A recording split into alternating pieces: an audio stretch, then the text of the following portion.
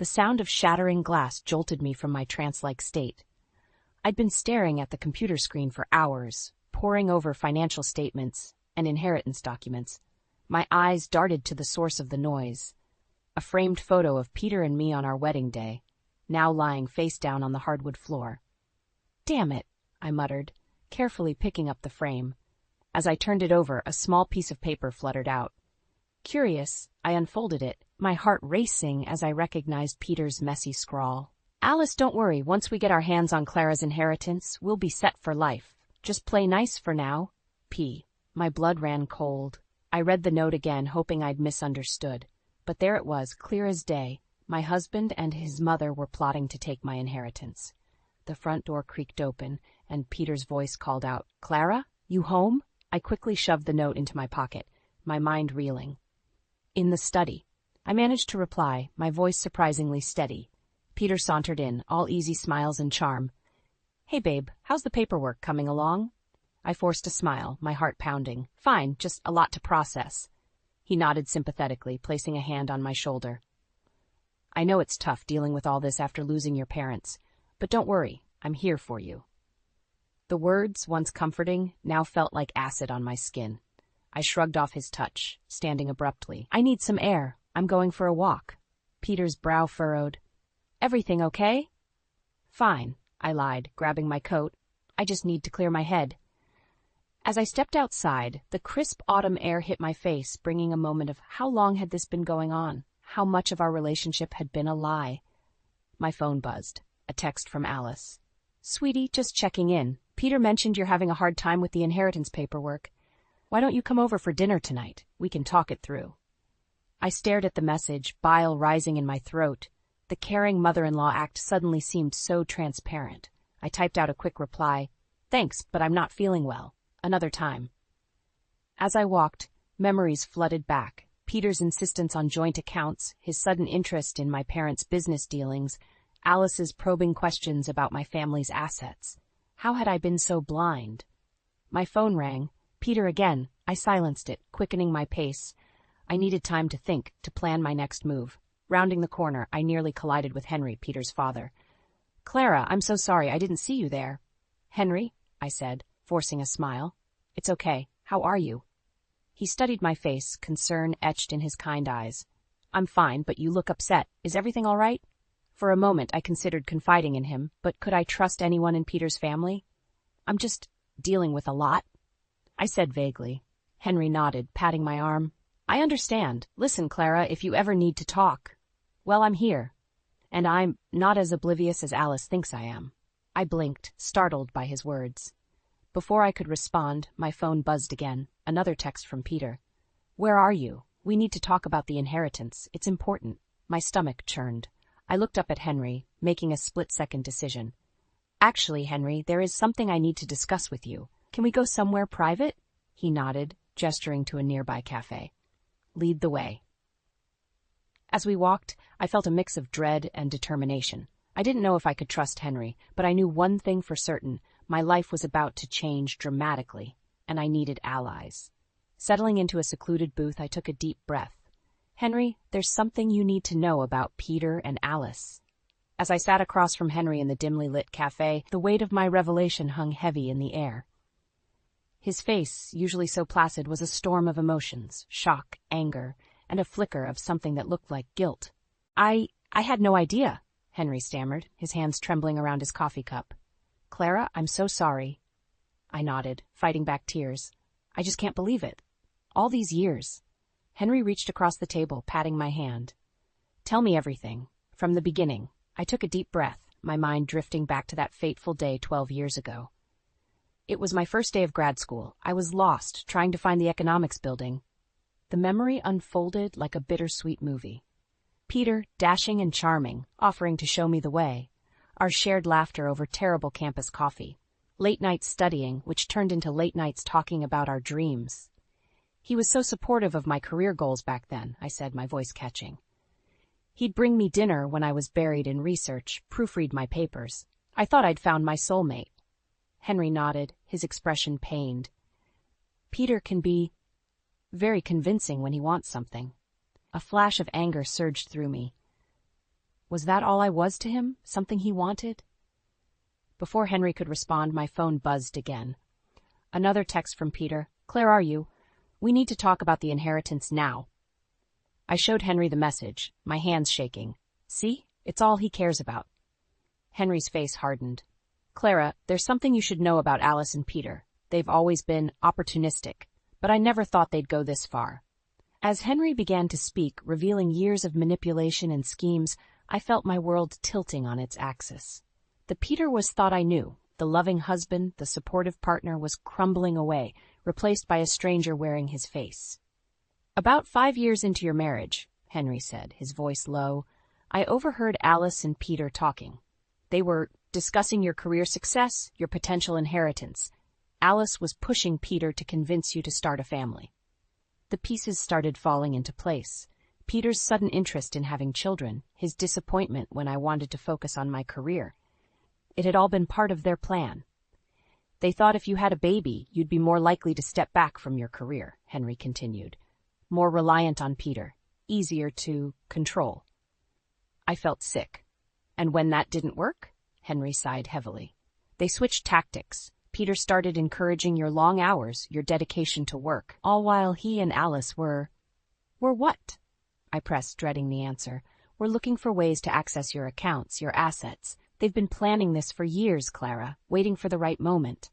The cafe suddenly felt too small, too confining. I stood abruptly, needing to move, to breathe. I have to go. I can't process this right now. Henry stood too, concern etched on his face. Clara, wait, what are you going to do? I paused at the door, my hand on the handle. I don't know, Henry, but I can't go back to that house, not tonight. As I stepped out into the cool evening air, my phone buzzed one last time. A voicemail from Peter. Clara, where the hell are you? We need to discuss the inheritance. Don't do anything stupid. Remember, we're in this together. I laughed bitterly, deleting the message. Together. What a joke. With nowhere else to go, I found myself walking towards my parents' house, my childhood home, now empty and echoing with memories. As I approached the familiar porch, a figure stepped out of the shadows. There you are, Peter said, his voice deceptively calm. We need to talk. My heart pounded as I faced Peter on the porch of my childhood home. His familiar silhouette, once a source of comfort, now filled me with dread. How did you know I'd be here? I asked, my voice barely above a whisper. Peter stepped closer, his eyes glinting in the dim porch light. I know you. Clara, where else would you go? The irony of his words wasn't lost on me. He thought he knew me. But I was realizing I never truly knew him at all. We need to talk about the inheritance, Peter continued, his tone businesslike. There are some investments we should consider. Stop, I interrupted, holding up a hand. Just stop, Peter. I know about your plan with Alice. I found your note. For a moment, shock flashed across his face before he quickly composed himself. What note? Clara, you're not making sense. You're upset about your parents, I understand, but... Don't, I snapped. Don't you dare use my parents' death as an excuse. How long have you been planning this? How long have you been lying to me? Peter's facade cracked, revealing a glimpse of the manipulator beneath. Clara, be reasonable. We're married. What's yours is mine. I'm just trying to secure our future. Our future? I laughed bitterly. Or your future with my money. Before Peter could respond, headlights swept across the yard. A car pulled up, and to my horror, Alice stepped out. There you are, she called, her voice syrupy sweet. We've been so worried, dear. Why don't we all go inside and talk this through? I felt trapped, cornered by the two people I once thought I could trust most in the world. As if on cue, my phone buzzed, a text from Henry. Are you safe? Do you need help? Drawing strength from the knowledge that at least one person was on my side, I straightened my spine. No, I said firmly. We're not going inside. In fact, I think you both should leave. Alice's smile faltered. Now, Clara, don't be hasty. We're family. We only want what's best for you. What's best for me? I echoed incredulously. Was it best for me when you pushed Peter to pressure me into having children I wasn't ready for? Or when you both started plotting to take my inheritance? Alice's eyes widened, darting to Peter.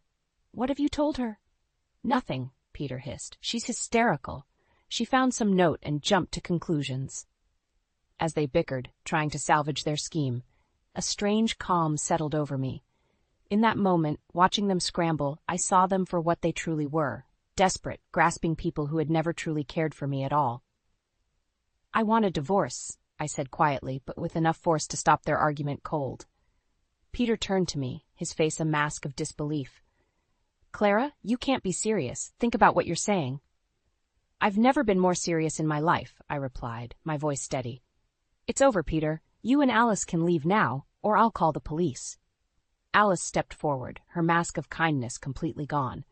"You ungrateful little—" She was cut off by the sound of another car approaching. Henry's sedan pulled up, and he quickly got out, moving to stand beside me.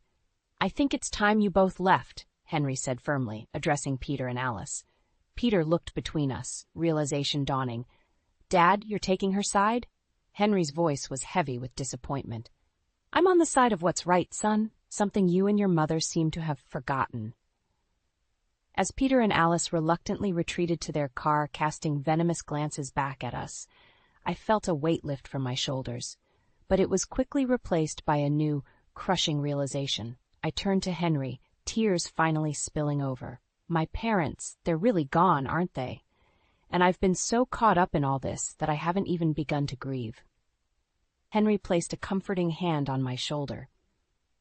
"They are, Clara. I'm so sorry, but you're not alone. We'll get through this together." As I stood there, watching Peter and Alice drive away and feeling the solid presence of Henry beside me, I knew my life would never be the same. The road ahead would be difficult, filled with grief and legal battles, but for the first time in days, I felt a glimmer of hope. I would survive this. I would come out stronger. Little did I know, the real fight was only just beginning. The harsh fluorescent lights of my office did little to dispel the darkness that had settled over my life. It had been 3 weeks since the confrontation with Peter and Alice, 3 weeks since I'd started the divorce proceedings, and 3 weeks since I'd buried my parents. The grief and betrayal swirled together, a toxic cocktail that threatened to overwhelm me. I buried myself in work, taking on extra projects and staying late at the office. It was easier to lose myself in spreadsheets and financial reports than to face the empty house that no longer felt like home. "Clara?" My assistant's voice broke through my concentration. "There's someone here to see you. He says it's urgent." I looked up, expecting to see Peter or maybe Henry. Instead, a stern-faced man in a crisp suit stood in my doorway. "Miss Thompson, I'm Richard Hawthorne, your parents' attorney."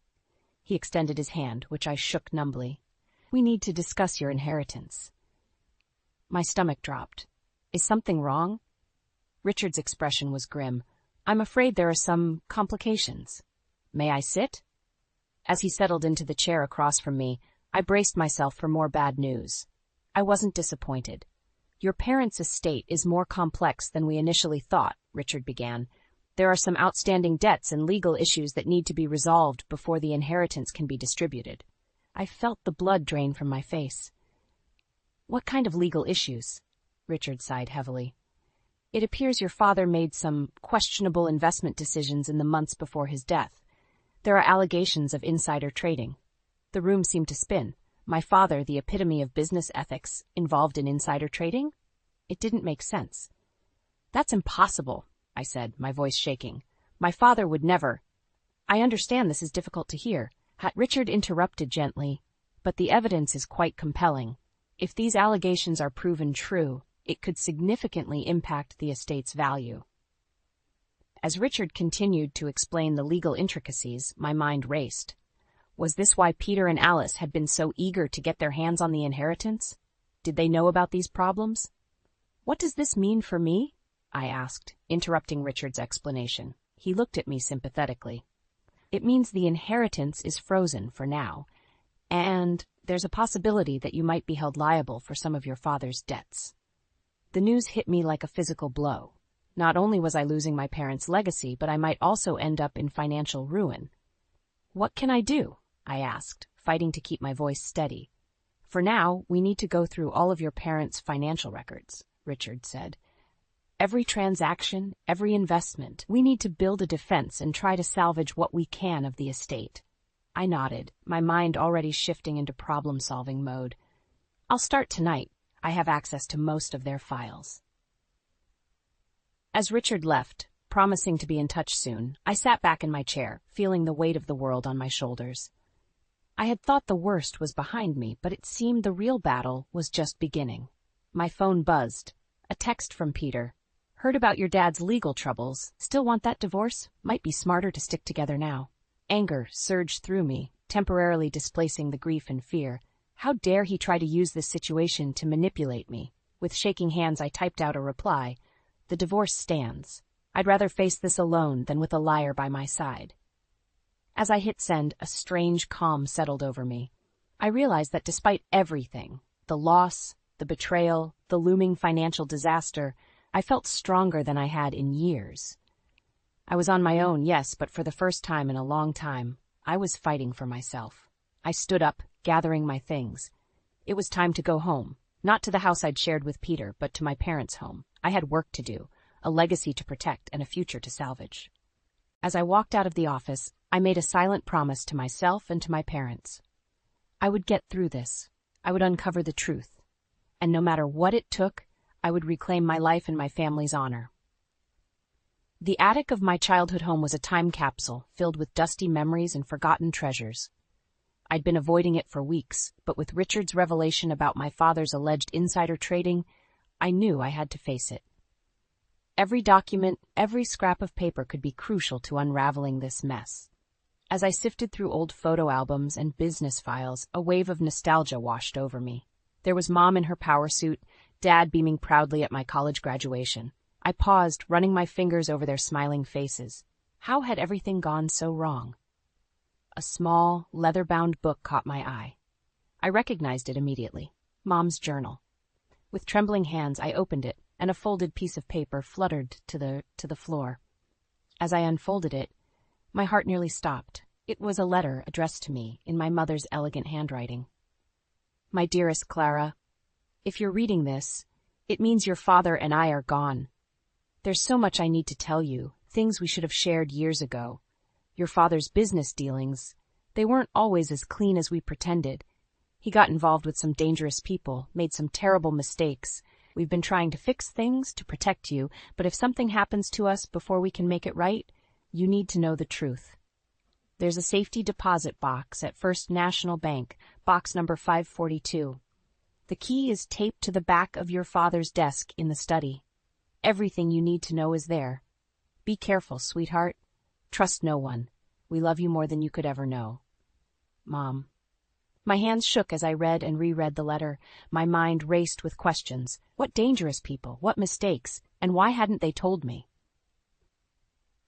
Just then my phone buzzed. A text from Peter. We need to talk. It's about your parents' business. I know things you need to hear. I stared at the message, torn between curiosity and distrust. Could Peter know something about this mess? Or was this another manipulation? Before I could decide how to respond, I heard a noise downstairs. Footsteps. My heart raced. I was sure I'd locked the door. Clara? Peter's voice called out. I know you're here. We need to talk. Panic surged through me. How had he gotten in? I quickly shoved the letter into my pocket and grabbed a heavy paperweight from a nearby box, ready to defend myself if necessary. As I crept down the attic stairs, I could hear Peter rummaging through the study. My father's study, where the key to the safety deposit box was hidden. Stop right there, I said, my voice steadier than I felt as I entered the room. Peter whirled around, surprise flashing across his face before he composed himself. Clara, thank God, I've been trying to reach you. There's something you need to know about your father's business. How did you get in here? I demanded, gripping the paperweight tighter. Peter held up his hands placatingly. I still have a key, remember? Look, I know you're angry with me, but this is important. Your father, he was involved in some shady deals. I think that's why. Why what? I interrupted, my mind racing. Did Peter know about the insider trading allegations? About the dangerous people my mother mentioned? Peter hesitated, then seemed to make a decision. Why they died, Clara? I don't think your parents' death was an accident. The paperweight slipped from my hand, crashing to the floor. The sound seemed to echo in the suddenly too small room. What are you talking about? I whispered, my voice barely audible. Peter stepped closer, his eyes intense. I've been doing some digging. There are things you don't know, things your parents kept from you. But I can help you, Clara. We can figure this out together. As I stood there, caught between shock, grief, and suspicion, I realized I was at a crossroads. Could I trust Peter, the man who had betrayed me? Or was I truly alone in this fight to uncover the truth and protect my family's legacy? My mother's words echoed in my mind, trust no one. But as I looked at Peter, I knew I had to make a choice. The truth was out there, and I needed to find it, with or without him. Tell me everything, I said, my voice barely above a whisper. But know this, if you're lying to me, if this is some kind of trick, I swear I'll— It's not, Peter interrupted, his face serious. I promise, Clara, no more lies. It's time you knew the truth about your parents. My heart pounded as I stared at Peter, his words about my parents' death echoing in my mind. What do you mean it wasn't an accident? I demanded, my voice trembling. Peter's eyes darted around the room nervously. Clara, your father was in deep with some dangerous people. I've been investigating, and I think— The sudden sound of the front door slamming cut him off. Clara? Peter? Alice's shrill voice rang out. Peter's face paled. Shit, he muttered. She wasn't supposed to be here. As Alice's footsteps approached, I made a split-second decision. Hide, I hissed at Peter, shoving him towards the closet. I need to hear what she has to say without you interfering. Just as Peter disappeared into the closet, Alice burst into the study, her face a mask of false concern. Clara, darling, I've been so worried. I came as soon as I heard about the inheritance troubles. I steeled myself, forcing a neutral expression. How thoughtful, Alice. How exactly did you hear about that? Alice faltered for a moment before regaining her composure. Oh, you know how news travels. Now, let's discuss how we can help you through this difficult time. As Alice prattled on about financial advisors and legal teams, my mind raced. How much did she know? Was she involved in whatever Peter was hinting at? Alice, I interrupted, what do you know about my father's business dealings? Her eyes narrowed slightly. Why, nothing more than what any of us knew. Paul was a successful businessman, but the details, well, that was his domain. I took a deep breath, deciding to take a risk. And what about the insider trading allegations? Alice's reaction was immediate and telling. Her face drained of color, and her hand flew to her throat. I don't know what you're talking about, she stammered. I think you do, I pressed, taking a step closer. I think you know a lot more than you're letting on. About the insider trading, about the dangerous people my father was involved with, maybe even about my parents' death. Alice's facade crumbled. You don't understand, she hissed, her kindly demeanor evaporating. Your father was going to ruin everything. We had to protect our interests. My blood ran cold. We? Who's we, Alice?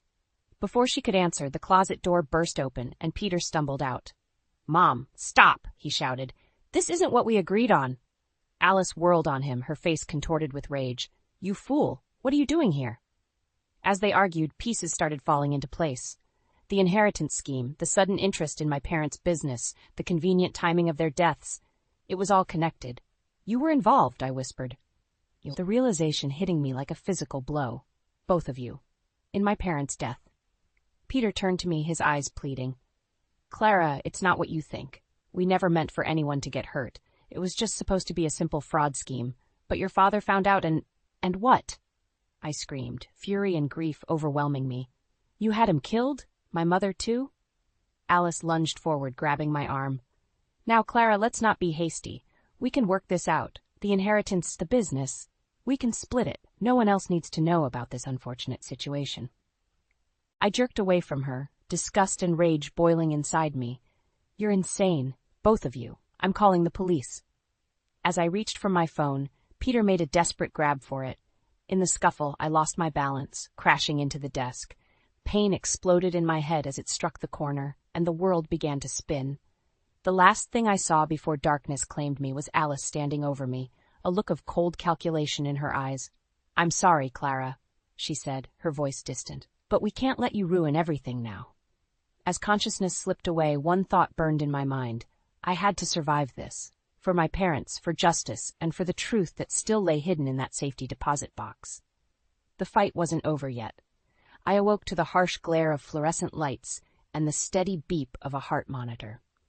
As my vision cleared, I saw Henry sitting by my bedside, his face etched with concern. Clara, he said softly, leaning forward.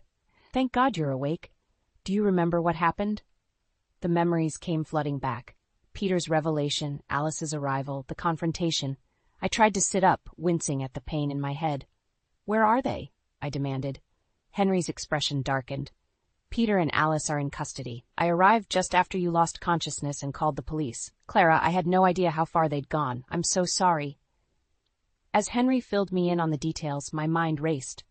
Peter and Alice were facing charges, but without concrete evidence, it might not be enough to convict them for my parents' deaths.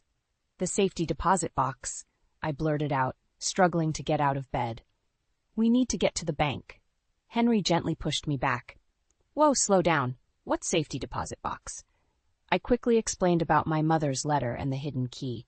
Henry's eyes widened. That could be the evidence we need. But Clara, you're in no condition to... I have to go. I insisted, already pulling out my IV. This might be our only chance to prove what they did. Despite the doctor's protests, I checked myself out of the hospital. Every moment felt crucial, like we were racing against an invisible clock. As we drove to the bank, Henry filled me in on the divorce proceedings. Alice has been trying to manipulate the courts, claiming you're mentally unstable. She's pushing for Peter to get half of everything, including your inheritance. I gripped the armrest, my knuckles white. Over my dead body, I muttered. At the bank we encountered our first obstacle. I'm sorry, Mrs. Thompson, the manager said, but we have strict protocols. Without the proper documentation, I can't allow access to the safety deposit box, even if you have the key. I felt panic rising in my chest. You don't understand. This is about my parents' murder. Please, I'm begging you. The manager hesitated, then nodded. I'll make an exception, but I'll need to be present when you open it. With trembling hands, I inserted the key. Inside the box was a USB drive and a thick folder of documents. As I flipped through the pages, my heart raced. Bank statements, emails, threatening letters, it was all here. Proof of my father's involvement in insider trading and, more importantly, evidence of blackmail from the dangerous people he'd gotten involved with.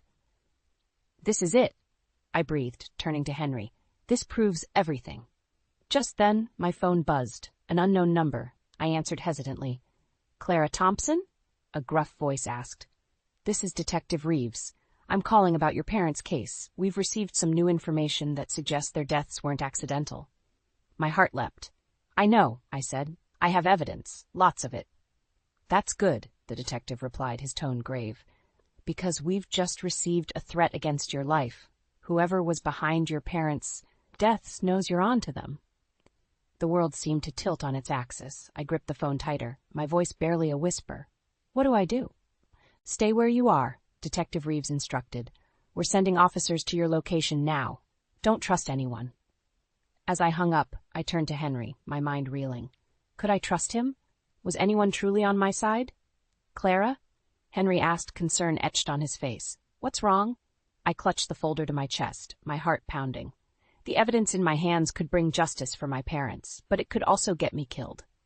As sirens wailed in the distance, I realized I was standing on the precipice of a decision that could change everything.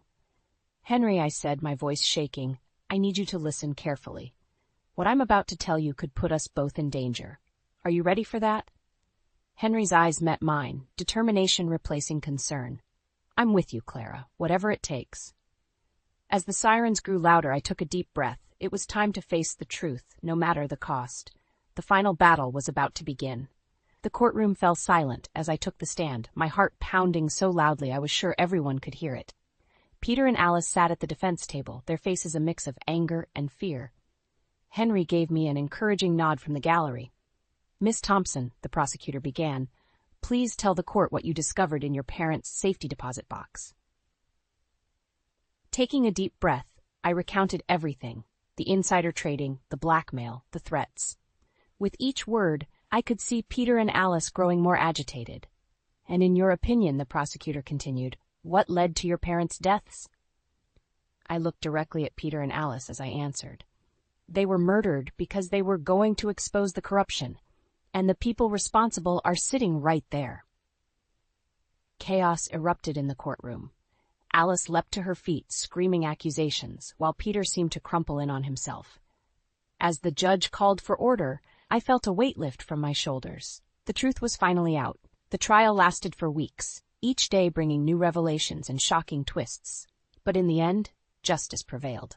Peter and Alice were found guilty on all counts, including conspiracy to commit murder. As I watched them being led away in handcuffs, I felt no joy, only a profound sense of relief and sadness. It was over. But at what cost? In the months that followed, I threw myself into rebuilding my life. I moved back into my childhood home, finding comfort in the memories it held. Slowly, I began to heal. One crisp autumn day, as I was sorting through old photo albums in the attic, I came across a picture of my parents holding me as a baby. Their faces were radiant with love and hope for the future. Tears streamed down my face as I clutched the photo to my chest. In that moment, I realized something profound. Despite everything I'd been through, I still wanted that. A family, a future filled with love and hope. 4 years later, I stood in that same attic, my hand resting on my swollen belly. The room was half-packed, filled with boxes labeled nursery and baby clothes. "Clara," my husband's voice called from downstairs. "The movers are here. Are you ready?" I smiled, taking one last look around the room that held so many memories, both painful and precious. "Coming," I called back. As I made my way downstairs, I paused in front of the mirror in the hallway. The woman staring back at me was different from the one who had first uncovered Peter's betrayal all those years ago. Stronger, wiser, and finally, truly happy. My husband David met me at the bottom of the stairs, his face lighting up as he saw me. "There's my girls," he said softly, placing a gentle hand on my belly. I leaned into his embrace, feeling our baby kick between us. "We're ready," I whispered. As we walked out of my childhood home for the last time, I felt a sense of peace wash over me. The house had served its purpose.